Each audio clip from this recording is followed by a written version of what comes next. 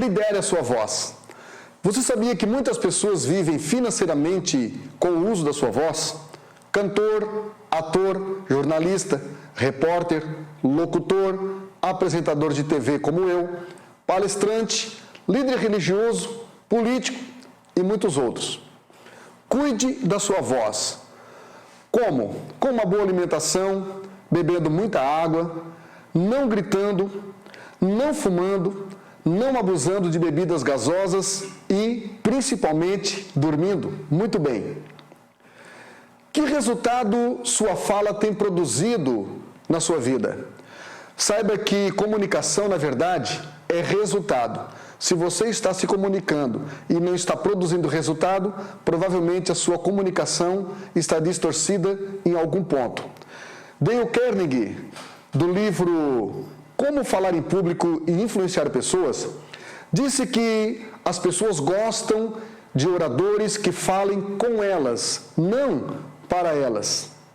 É preciso que haja uma interatividade entre orador e ouvinte. Sua fala é uma marca registrada da sua própria vida. Falar comunica o seu marketing pessoal. Precisamos de posicionamento quando falamos. Precisamos nos expor, ter coragem para nos expor e sair de cima do muro, sair da neutralidade.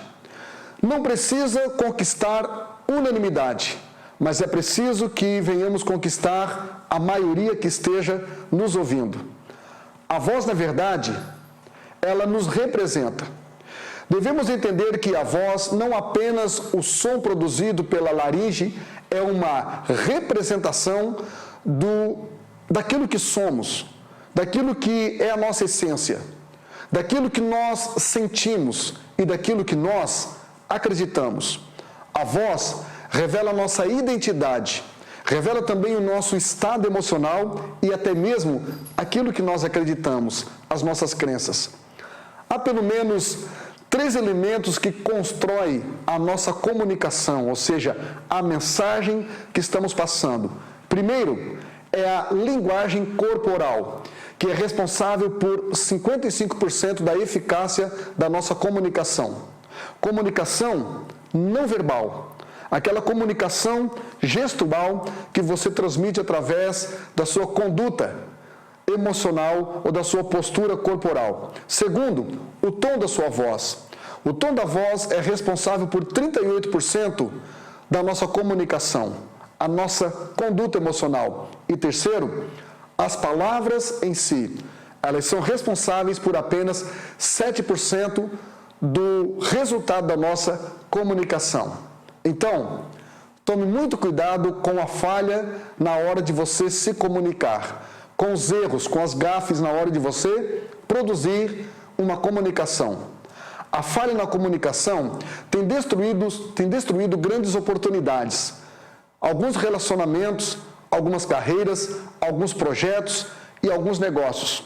O psicólogo Marshall Rosenberg, que criou a CNV, ou seja, a comunicação não verbal, do livro Comunicação Não Violenta, ele disse que nós podemos convencer sem ofender, confrontar sem afrontar e persuadir sem manipular. Charlie Chaplin disse que o verdadeiro significado das coisas se encontra na capacidade de você dizer as mesmas coisas, só que com outras palavras, usando o quê? Um eufemismo. Quando você usa uma palavra não violenta, uma palavra elegante, para você falar algumas coisas que você deseja comunicar. Outra coisa, as pessoas que falam muito, geralmente acabam não dizendo nada. Poucas pessoas gostam de ouvir um tagarela. Liderar a voz não significa falar demais, mas falar o que precisa ser dito, com pontualidade e intencionalidade. Sua voz precisa ajudar as pessoas a se tornarem melhores. Se aquilo que você fala não está impactando, não está transformando a vida dos ouvintes, você precisa prestar atenção, porque pode estar havendo aí uma falha na sua comunicação. Platão, filósofo grego, disse que o sábio fala porque tem o que falar, porém o tolo fala porque acha que tem que falar. Ou seja, quando não houver conteúdo adequado, fique calado. Um bobo calado, às vezes ninguém sabe se ele na verdade é bobo ou é sábio. Então, se você não sabe o que falar, saiba que este é o momento de você não falar. Sua fala revela a sua mente. Quem pensa pequeno, geralmente costuma esboçar, costuma verbalizar, costuma falar grandes bobagens. Em primeiro lugar, mude sua mentalidade e sua comunicação se tornará eficiente. Olha só que interessante. Quando você muda sua mente, sua fala se torna eficiente. Em Mateus, capítulo 12, versículo 34, Jesus, que foi um dos maiores comunicadores, e eu falo isso porque Jesus sabia romper o sistema reticular de informação, quando ele se comunicava com pessoas numa linguagem adequada à necessidade delas. Em João capítulo 3, ele se refere a um teólogo falando a respeito de teologia.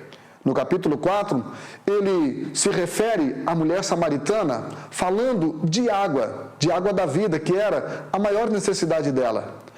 Em Mateus capítulo 4, ele se refere a pescadores, dizendo que transformaria-os em pescadores de homens. Em Atos capítulo 9, ele fala com Paulo falando sobre recalcitrar contra os aguilhões, ou seja, uma linguagem que talvez só um erudito, só um poliglota como Paulo entenderia. Olha só, Mateus 12, 34 diz o seguinte, Jesus dizendo, pois do que há em abundância no coração, disso fala a boca. Sabe o que Jesus estava dizendo? Lidere a sua voz, porque a boca costuma ser o microfone do coração. Então, lidere a sua voz, sabe por quê? Quem não se lidera, se sabota.